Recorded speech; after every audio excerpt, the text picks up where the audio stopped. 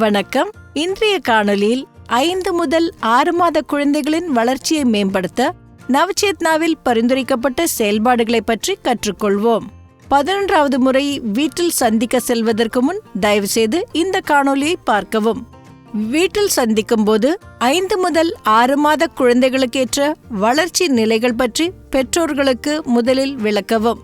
பின்னர் இந்த காணொலியில் பரிந்துரைக்கப்பட்டுள்ள விளையாட்டு அடிப்படையிலான எளிதான செயல்பாடுகளை அந்த குழந்தையுடன் சேர்ந்து செய்து காட்டுங்கள். இதை செய்து காட்டிய பின்பு இந்த விளையாட்டுகளை பெற்றோர் மற்றும் பிற குடும்ப உறுப்பினர்களையும் தினமும் குழந்தையுடன் விளையாட ஊக்குவிக்கவும்.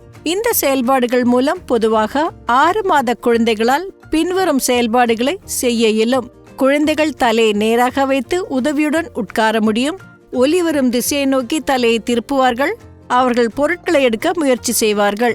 சத்தமாக சிரிக்கவும் மற்றும் ஆ, ஈ மற்றும் ஊ போன்ற சப்தங்களை எழுப்புவார்கள். மேலும் அவர்கள் கண்ணாடியில் தங்கள் முகத்தை பார்க்கும்போது புன்னகைப்பார்கள் அல்லது சிரிப்பார்கள்.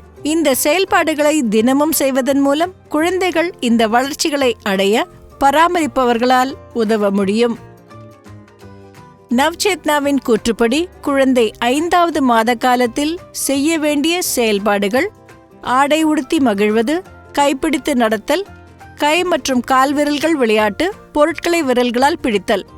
6வது மாத காலத்தில் செய்ய வேண்டிய செயல்பாடுகள்: குழந்தையுடன் மென்மையாக பேசுதல், ஒன்றாக பாடல் பாடுதல், கன்னம் புடைப்பது, ஊஞ்சல் நேரம். கால் விரல்களில் குழந்தைகளுடன் விளையாடுவது வழியாக தனது குழந்தையின் பார்க்கும் மற்றும் கேட்கும் திறனை இந்த தந்தை எவ்வாறு வலுப்படுத்துகிறார் என்பதை பார்க்கலாம்.